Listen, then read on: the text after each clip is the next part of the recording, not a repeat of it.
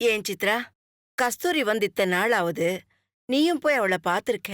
Guest ஹவுஸ்ல தங்கவும் வச்சிருக்க. இதெல்லாம் நீ எங்ககிட்ட சொல்லவே இல்லையே சித்ரா. நீ இப்படியெல்லாம் நடந்துக்க மாட்டியே. எதுவா இருந்தாலும் என்கிட்ட சொல்லிடுவியே. ஏம்மா சொல்லல? உங்ககிட்ட சொல்லியிருந்தா கஸ்தூரிய உடனே கூட்டிட்டு வான்னு அப்ப எல்லாரும் என்கிட்ட சொல்லியிருப்பீங்க. இதோ இப்ப கஸ்தூரியா இங்க வந்துட்டான்ல, அதுவும் ராமே போய் கூட்டிட்டு வந்துட்டான். கஸ்தூரி உன் தங்கச்சின்னு தெரியாமலே ராம் கூட்டிட்டு வந்திருக்கான். இங்கதான் ராம் கூட்டிட்டு வருவான் தெரியாமலே கஸ்தூரி வந்திருக்கா. கஸ்தூரி இங்க வந்ததுல இப்ப என்னதான் நடந்து போச்சு? அவ பாட்டுக்கு அவ இருக்கா. ராம பத்தி எதுவும் சொல்லலையேம்மா. இல்ல சுமித்ரா, அவ ராம திரும்ப கேக்குறா. இல்ல சித்ரா, அப்படியெல்லாம் எதுவும் சொன்ன மாதிரி தெரியலையே.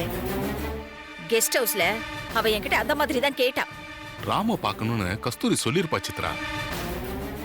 அத நீதான் ஏதோ தப்பா புரிஞ்சிருந்திருப்ப. இல்ல மாமா, அவ தெளிவா தான் என்கிட்ட சொன்னா. அவளுக்கு ராம் வேணும்னு. சரி, டிஃபன் சாப்பிடும்போது பானுமதிக்கு கஸ்தூரி என்ன பதில் சொன்னான்னு கவனிச்சியா சித்ரா? ராம் சித்ராவோட புள்ள. சித்ராவை தான் அவ அம்மான்னு கூப்பிடணும், தன்னை சித்துன்னு தான் கூப்பிடணும்னு அவ சொன்னால இல்லையா? அது என்னோட கோவத்தை சமாளிக்கிறதுக்காக அவ அப்ப அப்படி சொன்னா. இல்ல சித்ரா, அதான் உண்மை. என்னைக்குமே நீதான் ராமுக்கு அம்மா, கஸ்தூரி சித்தி தான். அதுல எந்த மாற்றமும் இல்லம்மா. அன்னைக்கும் அப்படிதான், இன்னைக்கும் அப்படிதான். எங்க யார் மனசுலயும் அப்படி ஒரு நினைப்பே வரல. நீயே எப்படி உன்னை குழப்பிக்கிற? இல்ல சுமித்ரா, கஸ்தூரி வந்துதான் இத்தனை பிரச்சனை பண்ணிட்டு இருக்கான். இல்ல சித்ரா, ராம் கஸ்தூரி நாங்க எல்லாரும் தெளிவா தான் இருக்கோம். ராம் ஓம் பிள்ளை தான், கஸ்தூரியோட பிள்ளை இல்ல. என்னைக்கு ராம தூக்கி கஸ்தூரி உன்கிட்ட கொடுத்தாளோ அன்னைக்கே நீதான் அவனுக்கு அம்மா. இன்னைக்கும் நீதான் அவனுக்கு அம்மா. இதுல யாருக்கும் எந்த குழப்பமும் இல்ல. நீதான் பிரச்சனை பண்ணிட்டு இருக்க. சுமித்ரா, நான் எப்பவாவது சும்மா ஏதாவது பிரச்சனை பண்ணிருக்கேனா?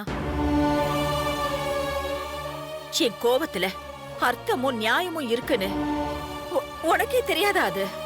ஆனா இப்ப நீ கோவப்படுறதுல எந்த நியாயமும் இல்ல சித்ரா.